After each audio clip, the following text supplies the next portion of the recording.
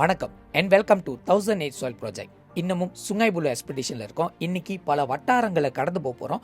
முதல் ஆலயமாக 425வது ஆலயம் ஸ்ரீ மகா சங்கிலி கருப்பர் ஆலயத்திலேருந்து ஒரு பொடி மண் எடுக்க வந்திருக்கேன்.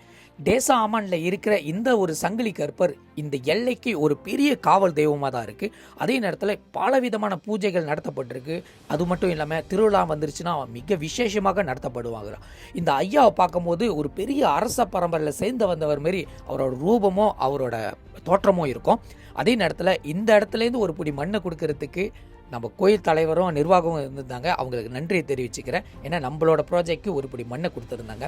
இந்த ஐயனை இந்தமாரி பார்வையில் பார்க்கும்போது பல பேரோட குலசாமி வழிபாட்டில் இருக்கிறவங்களை அடையாளம் படுத்தணும்னு நினச்சிருந்தேன். நீங்கள் டேசாமான் ஏரியாவில் இருந்தீங்க, கண்டிப்பாக இந்த ஐயனை பாருங்கள். இந்த ஐயனோட ராஜ ரூபம் பார்த்துருக்கீங்க, இங்கே பாருங்கள்.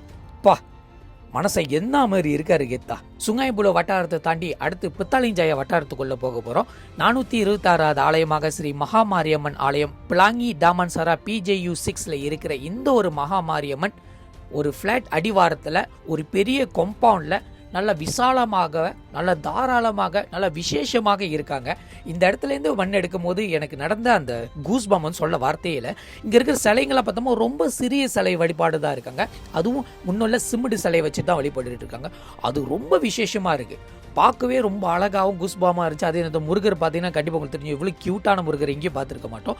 இங்கேயும் நாக வழிபாடும் இருக்குது. அதே நேரத்தில் ஒரு பெரிய வேப்ப மரமும் இருக்குது. இந்த வேப்ப மரத்தை அடியிலேருந்து எனக்கு ஒரு பொடி மண்ணை கொடுத்துருந்தாங்க. இந்த வேலையில் டெம்பிள் மேனேஜ்மெண்ட்டுக்கு நான் நன்றியை தெரிவிச்சுக்கிறேன். இந்த ஆலயத்தோட குருக்கள் சிவ ஸ்ரீ செல்வம் குருக்கள் மூலியமாக அடுத்தடுத்த ஆலயத்துக்கு அவர் ஹெல்ப் பண்ணுறேன்னு சொல்லியிருந்தாரு.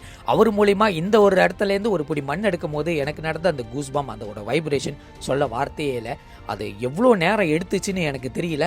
பட் அந்த மண்ணை கையிலே வச்சுட்டு ரொம்ப நேரம் அம்பாள் என்கிட்ட பேசுகிற மாதிரி எனக்கு உணர்ந்துச்சு. இவங்களோட ஆசீர்வாதம் எல்லாருக்கும் போய் சேரணும்னு சொல்லிட்டு இந்த பொடி மண்ணை எடுத்திருந்தேன்.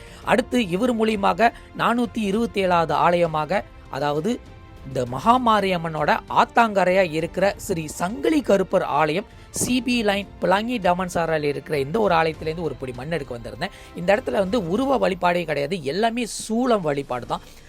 ஐயனார் சரி இல்லை அம்மனாக இருந்தாலும் சரி, எல்லாருக்கும் சூளத்தை வச்சு தான் வழிபட்டு இருந்தாங்க. முன்பு இந்த கோயில் மரம் சாஞ்சி உடஞ்சி பெரிச்சு பால் அடைஞ்சு கிடந்துச்சு. பிறகு ஒரு நபர் எடுத்து இப்போ வழி நடத்தி இந்த கோயில் நல்ல சிறப்பாக இருக்குது. இந்த இடத்துலேருந்து ஒரு பொடி மண்ணை கொடுத்துருந்தாங்க. அந்த கோயில் நிர்வாகத்துக்கும் அதே நேரத்தில் கூட்டிகிட்டு போன நம்ம செல்வ குருக்கருக்கும் நன்றியை தெரிவிச்சுக்கிறேன். இது போன்ற ஆலயங்கள், பல ஆலயங்கள் அப்படி ஒளிஞ்சு கிடக்குது, ஹிடனாக இருக்குது. அதே நேரத்தில் ஹிடன் ஜெம்ஸாக இருக்குது, அவ்வளோ அழகாக இருக்குது. இன்னொரு சிறப்பான விசேஷம் என்னென்னா, இந்த ஆலயத்தை சுற்றி ஒரு பல வினோதமான மரங்கள்லாம் இருக்கு, இன்னும் பராமரிச்சுட்டு வராங்க.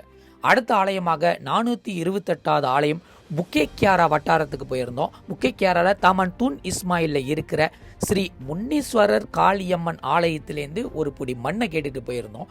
இந்த ஆலயம் ஒரு பெரிய தாமன், அதாவது இந்த பிளே கிரவுண்ட், ஜோகிங் பண்ணுற இடம் ஸ்பேஸ் இருக்குல்ல, அதுக்கு நடுவில் இருக்கிறது தான் இந்த ஒரு ஆலயம். முன்பு ரீலொகேஷன் பண்ணப்பட்ட சிலைகளை இங்கே வச்சுருக்காங்க. இந்த இடத்துக்கு பின்னாடி பார்த்தோமா மிகப்பெரிய மரம் இருக்குது. அது ரொம்ப மறைவாக இருக்குது. அதே நேரத்தில் கோவில் காம்பவுண்டுக்குள்ளே வந்துடுச்சு. இங்கே பல விதமான காவல் தெய்வம் வழிபாடு நடக்குது. அதே நேரத்தில் முழுக்க சைவமான ஒரு ஆலயம். பால் குடமும் சரி, அதே நேரத்தில் பலவிதமான விசேஷங்களை இங்கே எடுக்கப்படும். அதெல்லாம் கேட்கும் போது மனசுக்கு ரொம்ப கூஸ்பாமாக இருந்துச்சு, மனசுக்கும் நிறைவாக இருந்துச்சு. இந்த ஆலயத்தில் வரும்போதே சொந்த தாய் வீட்டுக்கு போகிற மாரி ஒரு ஃபீலாக இருந்துச்சு. நாகம்மா வழிபாடாக இருந்தாலும் சரி, சிவனோட வழிபாடாக இருந்தாலும் சரி, ஐயனோட வழிபாடாக இருந்தாலும் சரி, மிக விசேஷமாக தான் இருந்துச்சு. இந்த ஆலயத்திலேருந்து ஒரு பொடி மண்ணை கொடுத்துருந்தாங்க. இந்த ஆலய நிர்வாகத்துக்கு நான் நன்றியை தெரிவிச்சுக்கிறேன்.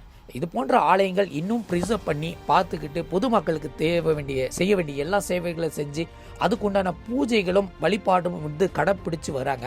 அவங்களுக்கு உண்டான சிரமங்களும் நிறையா இருக்குது. உங்களால் முடிஞ்ச அளவுக்கு உங்களோட உதவிகளும் காணிக்கையும் இந்த கோயில் பராமரிக்கிறதுக்கு நீங்கள் உதவலாம். 429வது ஆலயம், இதுக்கு முன்னாடி பார்த்த ஆலயத்துக்கு பின்புறமே இருக்கிற புக்கேக்கியாரா தாமன் தூன் இஸ்மாயில்ல ஸ்ரீ மகாமாரியம்மன் ஆலயம். இந்த ஆலயம் புக்கேக்கியாராவோட தாய் கோயில் சொல்லப்பட்டிருக்கு. இந்த ஆலயத்துக்கு தனிப்பட்ட ஒரு ரத ஊர்வலம் நடக்குமா. அம்பாள் ஒவ்வொரு எல்லைக்கு தாண்டி போகும்போது அவங்க மஞ்சா நீர் ஆடி அந்த மாரி விசேஷமாக கொண்டாடுவாங்களாம். இந்த ஆலயத்திலேருந்து ஒரு பொடி மண்ணை கேட்டுட்டு போகும்போது ஆலய கதவு அடைச்சிருந்துச்சு. இருந்தாலும் கோயில் குருக்கள் இந்த கோயிலேருந்து ஒரு பொடி மண்ணை கொடுத்துருந்தாரு. அவருக்கு நன்றியை தெரிவிச்சுக்கிறேன். இது போன்ற வரலாறு வைக்க நிறைய ஆலயங்கள் இந்தியனோட செட்டில்மெண்ட் கீழுக்கு வந்துருந்துச்சு. இன்னமும் பராமரிக்கிறதுக்காக நிறைய பேர் போராடிக்கிட்டு இருக்காங்க. அவங்களுக்கு எல்லாருக்கும் வாழ்த்துக்களை தெரிவிச்சுக்கிறேன். அதே நேரத்தில் அவங்களோட பயணத்திலையும் என்னோட பயணங்கள் கண்டிப்பாக இருக்கும். காரணம் நம்மளோட கோவில் நம்மளோட அடையாளம், நம்மளோட தமிழ் பள்ளி நம்மளோட அடையாளம். இது ரெண்டுமே இருக்கிற வரைக்கும் இந்தியர்கள் என்றைக்குமே இந்த உலகத்தை விட்டு போக போகிறதே இல்லை. நம்ம காலகாலமாக இந்த ஒரு ஆலயத்தையும் இந்த ஒரு தமிழ் பள்ளியும் இன்னும் ப்ரிசர்வ் பண்ணிக்கிட்டு தான் இருக்க போகிறோம். இந்த வேளையில் எல்லா டெம்பிள் மேனேஜ்மெண்ட்டுக்கும் நன்றி தெரிவிச்சுக்கிறேன். இன்னைக்குள்ள பயணத்துக்கு உதவி செஞ்ச செல்வம் குருக்களுக்கும் மற்றும் சிவகுரு குருக்களுக்கும் நன்றியை தெரிவிச்சுக்கிறேன். உங்களை அடுத்தடுத்த எபிசோடில் சந்திக்கிறேன். இது முழுக்க முழுக்க கூலி மேராய்ஸே ஸ்ரீ மகாமாரியம்மன் ஆலயத்துக்காக எடுக்கப்படுற 1008 soil project. See you soon.